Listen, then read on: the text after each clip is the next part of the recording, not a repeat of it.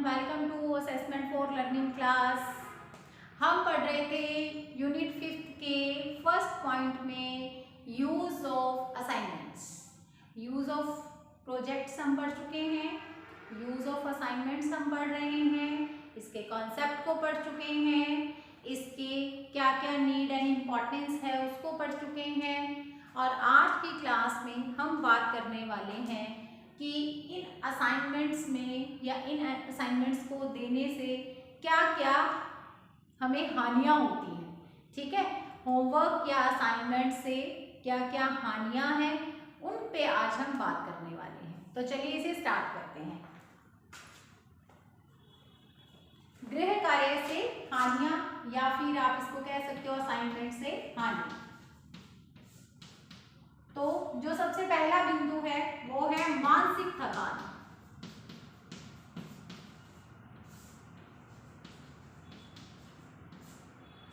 मानसिक थकान। अब देखिए, बच्चा सुबह स्कूल जाता है, जब तक वो स्कूल में रहता है आपको पता है कि पीरियड लगे हुए होते हैं, एक सब्जेक्ट से दूसरा, दूसरे से तीसरा, तीसरे से चौथा, इस तरह से चलता रहता है ना। हम सभी स्कूल गए थे, आप भी गए हो, मैं भी गई हूँ, और अभी भी आपने स्कूल वाले स्टूडेंट्स को देखा होगा कि वो सारा दिन कितना बिजी रहते हैं।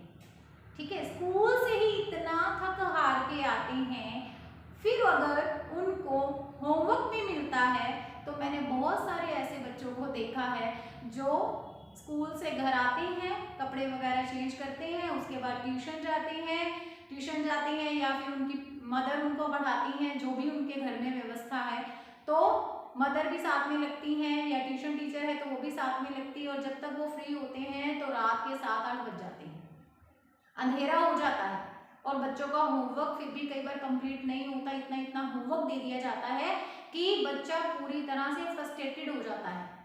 आप देख सकते हो कि बच्चे जब खेल कूद नहीं करते हैं या फिर पूरा टाइम मेंटल वर्क ही करते रहते हैं, पढ़ते ही रहते हैं, स्टडी करते रहते हैं, तो वो क्या होते हैं, एकदम फ्रस्ट्रेटेड, इरिटेटेड हो जाते हैं, गुस्सा बहुत आने लग जाता है बच्चों को। आप इस चीज को अपने आप पे भी अप्लाई करके देख सकते हैं। जब एग्जाम के डेज होते हैं तब आपको कितना गुस्सा आने लगता है, तब आपका स्वभाव, आपका नेचर जो है वो कितना चिड़चिड़ा हो जाता है, इरिटेटेड हो जाते हो बहुत ज्यादा। क्यों? क्योंकि आप लगातार मेंटल वर्क कर रहे हो, इसलिए। तो यहाँ पे बच्चों को बहुत मानसिक थकान होती है।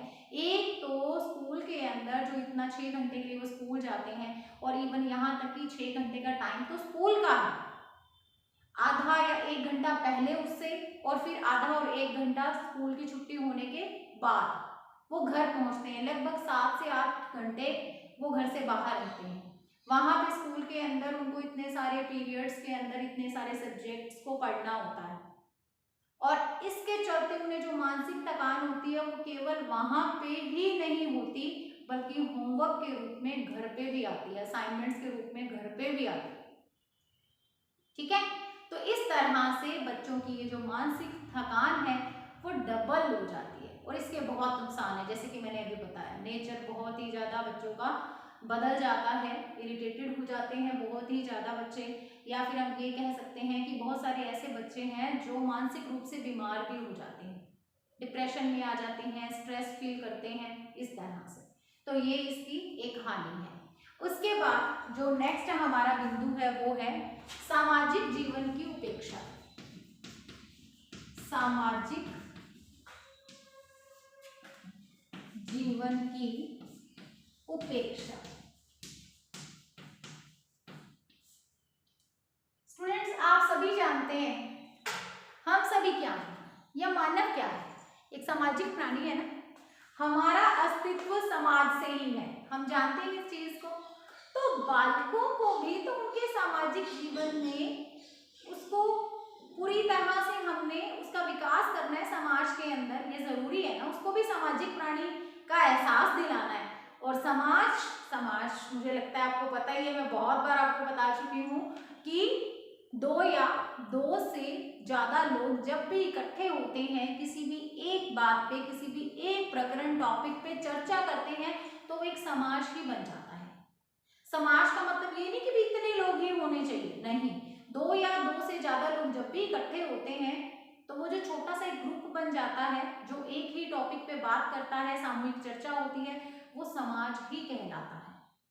तो बालक को सामाजिक प्राणी बनाना है और हम क्या कर रहे हैं, उसको समाज से दूर रख रहे हैं।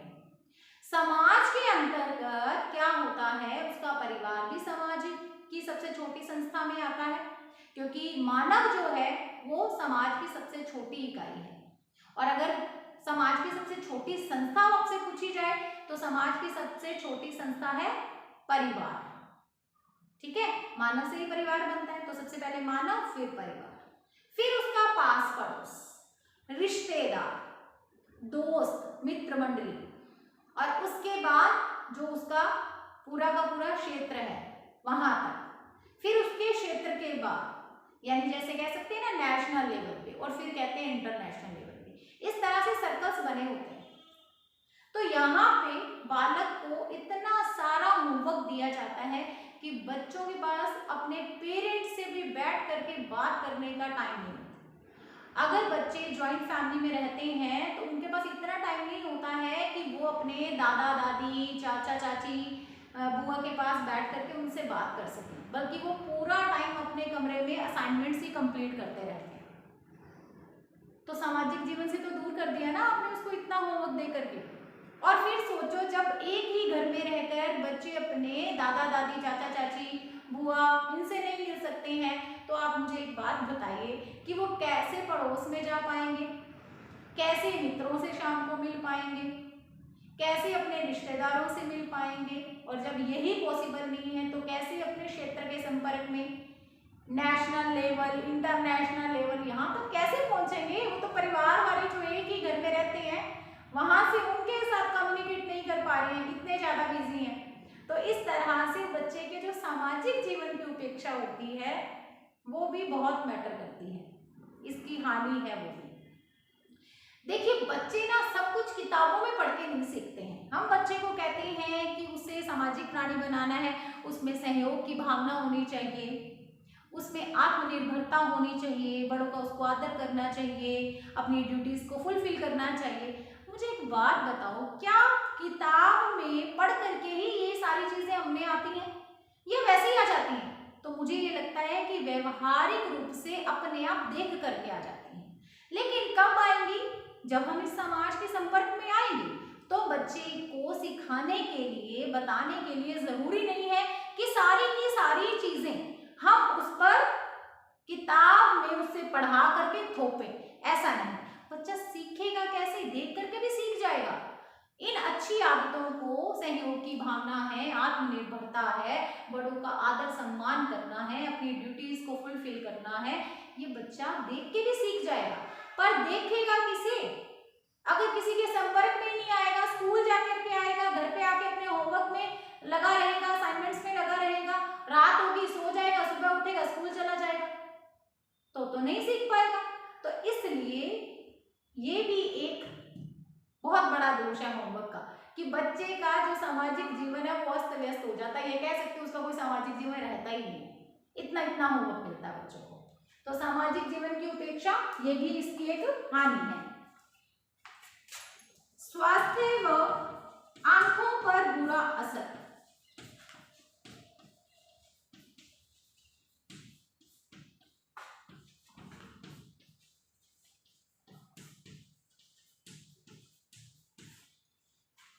अब ये तो आजकल जो कोरोना काल में बच्चों की ऑनलाइन स्टडीज चल रही हैं, आपको पता ही है, जिनके चश्मा नहीं भी लगा होता जिन बच्चों के, उन बच्चों के भी चश्मा लग गया है।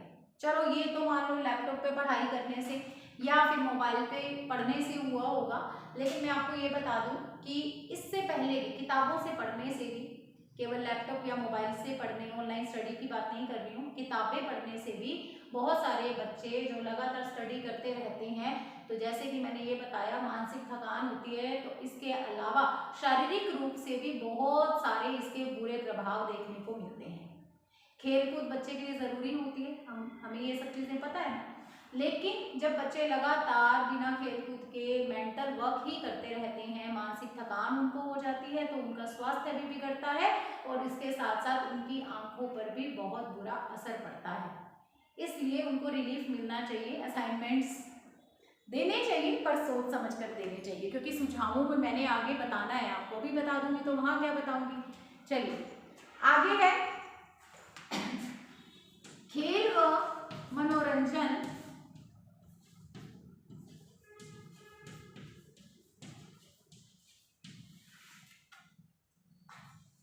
के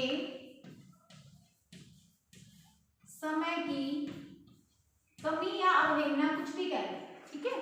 अवहेलना भी बोल सकते हो, अभाव भी कह सकते हो, कमी भी कह सकते हो। तो यहाँ पे क्या होता है स्टूडेंट्स, बच्चे के पास खेलने का, मनोरंजन करने का टाइम ही नहीं होता, इतना वर्क मिलता है उसको।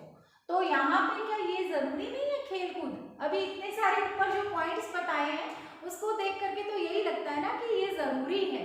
सबसे पहली बात तो जब वो शाम को खेलेगा, घर पे आने के बाद स्कूल से खेलेगा, तो किसके साथ खेलेगा, किसके साथ खेलेगा, या तो मित्रों के साथ खेलेगा, तो इसका मतलब क्या होगा, समाज के संपर्क में आएगा, मित्र मंडली बताया था ना अभी, तो समाज के संपर्क में आएगा। इसके अलावा मनोरंजन करना है, तो मनोरंजन मान लीजिए इंडोर गेम्स भी खेल रहा है बच्चा, तो अपने भाई बहनों के साथ खेलेगा। इसके अलावा अपने घर में जो बड़े हैं उनके साथ भी वो खेल सकता है, तो इसका मतलब वो संपर्क में आएगा ना सबके, और उस पे इसका बहुत ही अच्छा प्रभाव पड़ने वाला है। बहुत सारी चीजें बच्चा इस दौरान सीख जाएगा। खेलेगा तो क्या सहयोग की भावना नहीं आएगी क्या, मित्रों के साथ सहयोग से नहीं खेला जाता, जब आप खेलते हो तो अपने आप ही आपको क्या करना पड़ता है, दूसरों के साथ मिल करके खेलना पड़ता है, तो वो सहयोग ही तो है। आत्मनिर्भर, अपनी कोई चीज घर से लेकर के जाएगा, संभाल करके उसको वापस भी लेकर के आएगा, ठीक है। खुद से अपनी रिस्पॉन्सिबिलिटी से घर के बाहर जा रहा है, कह के जा रहा है मैं 1-1.5 घंटे में आ जाऊंगा, तो वापस आएगा उतनी ही देर में। इसके अलावा ये ड्यूटीज भी अपनी सीख जाएगा।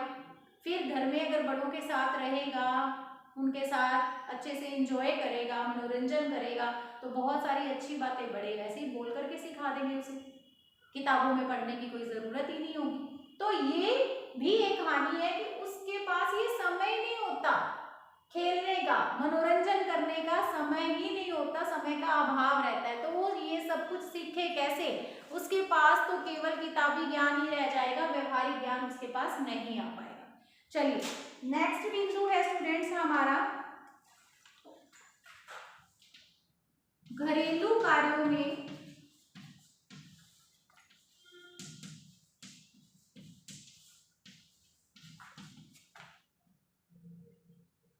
बच्चे सहयोग नहीं कर पाते।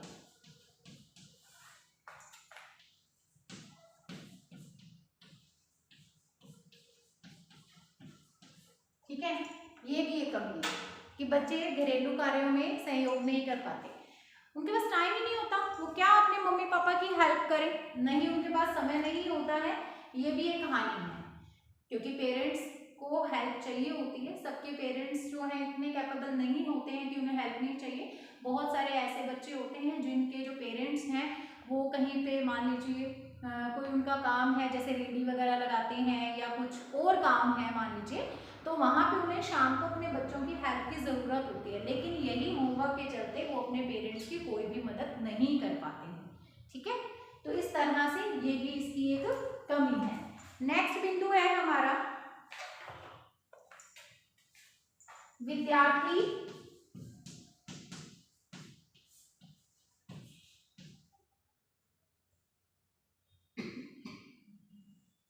अच्छा, एक विद्यार्थी क्या करते हैं, अपने भाई बहन से काम करा लेते हैं ना, आपको पता ही है। विद्यार्थी अपने भाई बहन या माता पिता से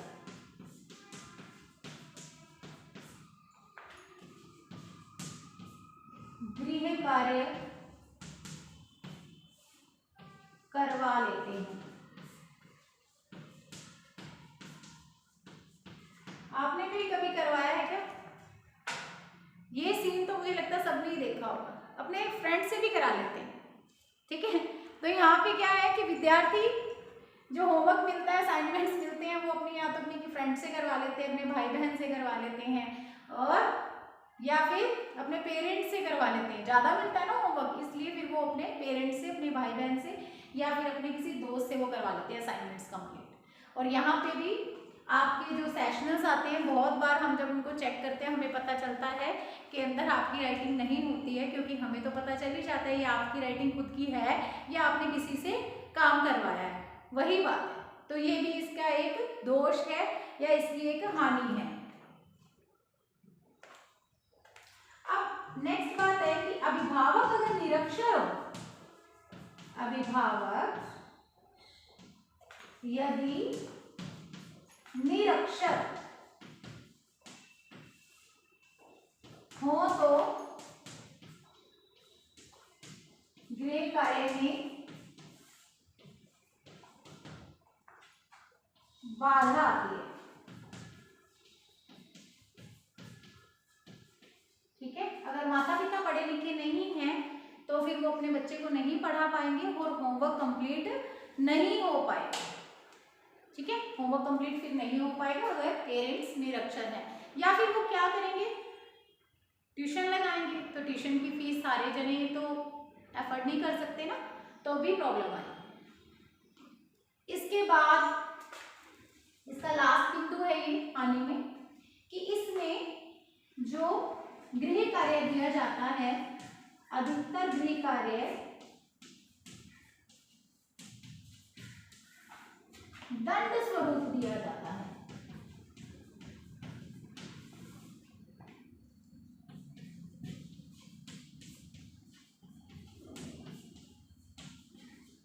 ठीक है, दंड स्वरूप दिया जाता है। मतलब क्या समझ में आता है दंड स्वरूप, कि बच्चों को जो होमवर्क दिया जाता है वो पनिशमेंट के रूप में भी दिया जाता है। जैसे बच्चे जो गलतियां करते हैं उनको ये कहा जाता है कि इसको 20 बार लिख करके लाना, कई बार तो कह देते हैं 50 बार लिख करके लाना, टीचर्स ऐसा भी करते हैं। इससे क्या होता है, बच्चा होमवर्क में इंटरेस्ट नहीं लेता, उसको ये लगता है कि उस काम से उसका मन जी चुराने लगता है। तो ऐसा नहीं करना चाहिए, होमवर्क को कभी भी पनिशमेंट के रूप में नहीं देना चाहिए। ठीक है, चलिए ये तो हो गए हैं इसके दोष, इसकी कमियां। ठीक है, गृह कार्य की, असाइनमेंट्स की। अब हम बात करेंगे कि किस तरह से हम इन दोषों को दूर कर सकते हैं, यानी सुझाव की बात करेंगे। तो चलिए अब उसे पढ़ते हैं। स्टूडेंट्स, ये है सुझाव, या फिर हम गृह कार्य का संचालन अच्छी तरह से कैसे कर सकते हैं, हमें किन किन बातों का ध्यान रखना चाहिए बच्चे को गृह कार्य देते समय एज अ टीचर, शिक्षक के रूप में, ये बातें हैं। ठीक है, पहले देखिए, कक्षा में करवाए गए कार्य के आधार पर गृह कार्य दिया जाना चाहिए। यानी आपने जो काम कक्षा में बालक को कराया है, आप उससे संबंधित ही बच्चे को होमवर्क देंगे। ऐसा नहीं है कि आपने कोई काम करवाया ही नहीं है, किसी चीज के बारे में बच्चे को समझाया ही नहीं है और आप वैसा होमवर्क बच्चे को दे रहे हैं। तो इससे क्या होगा, इससे बच्चा उस चीज को सीख नहीं पाएगा, या फिर आप ये कह सकते हो कि उसके लिए बहुत बड़ी समस्या खड़ी हो जाएगी। और उसके लिए ही नहीं, मैं कहूँगी उसके पेरेंट्स के लिए भी खड़ी हो जाएगी, क्योंकि बच्चे को उसके बारे में कुछ पता नहीं है। और आप ये मान लो कि जो पेरेंट्स हैं वो भी आगे से निरक्षर हैं, तब क्या होगा, तब तो बहुत बड़ी समस्या आ गई ना। तब उनको बहुत ज्यादा वहां पे वो अपने आप को परेशान महसूस करेंगे। तो आपने ऐसा काम नहीं करना है, आपने बच्चे को वही होमवर्क देना है जो कि आपने कक्षा में करवाया है। ठीक है, ऐसा ही असाइनमेंट देना है बच्चे को। फिर देखिए, व्यक्तिगत विभिन्नता के आधार पर गृह कार्य दिया जाना चाहिए। व्यक्तिगत विभिन्नता के आधार पर मतलब आप बच्चों को एक जैसा होमवर्क ना दें। ठीक है, एक जैसा ना दें। सभी बच्चे आपकी कक्षा में अलग अलग बुद्धि के हैं, अलग अलग योग्यता क्षमता के हैं, तो इसका मतलब उनके असाइनमेंट्स भी अलग ही होने चाहिए, एक जैसे नहीं होने चाहिए। आप बच्चे की योग्यता क्षमता और उसकी बुद्धि को देख करके फिर उसको असाइनमेंट दें। ठीक है, ऐसे नहीं है कि भाई चलो सबको एक जैसा ही काम करके लाना है, नहीं, आप ऐसा नहीं करें। ऐसा करके आप गलत कर रहे हैं। किसके साथ? ऐसा करके आप मंद बुद्धि स्लो लर्नर के साथ भी गलत कर रहे हैं और प्रतिभाशाली के साथ भी गलत कर रहे हैं। तो आप प्रतिभाशाली को उसकी योग्यता, उसकी क्षमता, उसकी बुद्धि के अनुसार असाइनमेंट्स दें, सामान्य को उसके अनुसार दें, और मंद बुद्धि है या पिछड़ा बालक है या स्लो लर्नर है तो उसके अनुसार दें। तो इस तरह से आपने व्यक्तिगत विभिन्नता को ध्यान में रखते हुए फिर होमवर्क देना। उसके बाद देखिए, छात्रों को पुनरावृत्ति या अभ्यास का अवसर मिलना चाहिए। आप बच्चों को जो भी होमवर्क देंगे उससे बच्चों को जो भी आपने कक्षा में सिखाया है उसकी वहां पे पुनरावृत्ति या उसकी प्रैक्टिस होनी चाहिए। तो जब आप कक्षा में सिखाए गए से संबंधित ही बच्चों को होमवर्क देंगे तो इससे क्या होगा, जो कक्षा में आपने सिखाया है उसकी पुनरावृत्ति हो जाएगी, उसकी प्रैक्टिस हो जाएगी, बच्चों को वो चीज अच्छे से समझ में आ जाएगी। ठीक है, तो आपने प्रयास करना है कि आप होमवर्क दें तो कैसा दें, जो कि कक्षा में करवाया हुआ हो और साथ में ही उसकी क्या हो जाए, पुनरावृत्ति हो जाए या उसकी प्रैक्टिस अभ्यास हो जाए। फिर मैंने बताया व्यक्तिगत विभिन्नता के आधार पर ही आपने उनको अलग अलग, जैसी उनकी बुद्धि है, जैसी योग्यता क्षमता है, उसके अनुसार उनको आपने होमवर्क देना है। उसके बाद नेक्स्ट बिंदु देखिए स्टूडेंट्स, सजा के रूप में नहीं दिया जाना चाहिए। अभी हमने कमियों में पढ़ा था कि गृह कार्य दंड स्वरूप भी दे दिया जाता है, तो दंड स्वरूप नहीं देना, सजा के रूप में आपने गृह कार्य को नहीं देना चाहिए, नहीं दिया जाना चाहिए। फिर देखिए, विविधता के सिद्धांत की पालना होनी चाहिए। विविधता का सिद्धांत क्या होता है? विविधता होना मतलब किसी एक ही टाइप की बात नहीं करना, बल्कि उसमें विविधता लेकर के आना, विभिन्नता लेकर के आना। कैसे आएगी वो? तो देखिए, आपने हमेशा एक ही लिखित प्रकार का ही उनको काम नहीं देना है कि बस आप हमेशा क्या करते हो, जो क्लास में कराया उसको कॉपी करने के लिए या फिर उसको दोबारा करने के लिए घर से दे देते हो। नहीं, ऐसा नहीं करना है। आपने इसमें विविधता लेकर के आनी है। आपने हर बार बच्चे को लिखित ही होमवर्क या असाइनमेंट्स नहीं देने हैं, आप उनको मौखिक भी दे सकते हो, ठीक है, ओरल असाइनमेंट्स भी दे सकते हो, या फिर इसके अलावा उनको कोई प्रेजेंटेशन तैयार करने के लिए भी दे सकते हो, उनको कोई प्रैक्टिकल भी करने के लिए दे सकते हो, उनको कोई चीज तैयार करके लाने के लिए भी कह सकते हो। तो आपने अपने असाइनमेंट्स में विविधता लेकर के आनी है। उसके बाद देखिए, निरीक्षण अथवा जांच आवश्यक है। मैं आपको रोज होमवर्क देती हूँ, असाइनमेंट्स देती हूँ, लेकिन आप करके लाए हैं या नहीं करके लाए हैं मैं अगले दिन कभी ये पूछती भी नहीं हूँ। तो आप बताइए, आप कितने दिन तक फेयर होकर के एक स्टूडेंट की, अच्छे स्टूडेंट बन करके काम करके लाओगे? नहीं करके लाओगे ना, क्योंकि आपको ये लगेगा कि मैम तो पूछते भी नहीं है, जांचना तो बहुत दूर की बात है। तो ऐसा नहीं करना है आपने। आप अगर होमवर्क जांच नहीं सकते हो तो आपको होमवर्क देना भी नहीं चाहिए। ठीक है, अगर आप असाइनमेंट्स को चेक नहीं कर सकते तो आपको असाइनमेंट्स देने भी नहीं चाहिए, आप दो ही मत। और अगर दे रहे हो तो इसका मतलब आप उनको चेक भी करो। अगले ही दिन आप पूछो, चेक करो कौन कौन करके लाया, कैसा करके लाया, आप उसको चेक करो। ठीक है, ये जरूरी है, जांच करनी जरूरी है, निरीक्षण अथवा जांच आवश्यक है। इसके बाद देखिए, प्रोत्साहन अंक दिए जाने चाहिए। असाइनमेंट्स के प्रोत्साहन अंक भी देने चाहिए, ऐसी भी व्यवस्था आपको करनी चाहिए। इससे बच्चे क्या होंगे? इससे बच्चे मोटिवेट होंगे, अभिप्रेरित होंगे और भी अच्छा करके लाने के लिए, सीखने के लिए इंटरेस्ट लेंगे असाइनमेंट्स में। तो इसलिए आपने प्रोत्साहन अंक की भी व्यवस्था करनी है। आप एक क्या करें, आप कुछ ज्यादा नहीं कर सकते ना, तो एक पुस्तिका लगा लो, एक कॉपी लगा लो, उसके अंदर आप रिकॉर्ड बनाया करो कि कौन सा बच्चा कैसा होमवर्क करके ला रहा है, किस बच्चे के कैसे असाइनमेंट्स आ रहे हैं, मार्क्स दे दो। बच्चे इतना इंटरेस्ट लेंगे, बच्चे इतना मोटिवेट होंगे कि वो रोज अपने असाइनमेंट्स अच्छे से कंप्लीट करके लाया करेंगे, होमवर्क कंप्लीट करके लाया करेंगे। ठीक है, तो ये है गृह कार्य को अच्छे से कैसे हम चला सकते हैं, उसका संचालन कर सकते हैं, उसके लिए सुझाव क्या है, ये है। या उसमें जो कमियां रहती हैं, हानियां रहती हैं, तो उनको इस तरीके से दूर किया जा सकता है।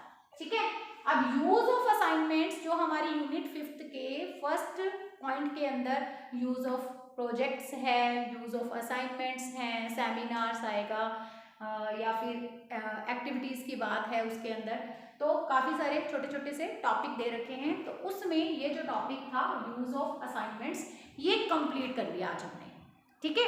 और अब हम नेक्स्ट क्लास में एक नया हमारा टॉपिक स्टार्ट करेंगे, जो कि यही यूनिट 5 के फर्स्ट टॉपिक में ही, फर्स्ट पॉइंट में ही दिया हुआ है, उसको हम पढ़ेंगे, ठीक है। तो अब हम मिलेंगे अगली कक्षा में। Have a nice day, God bless you.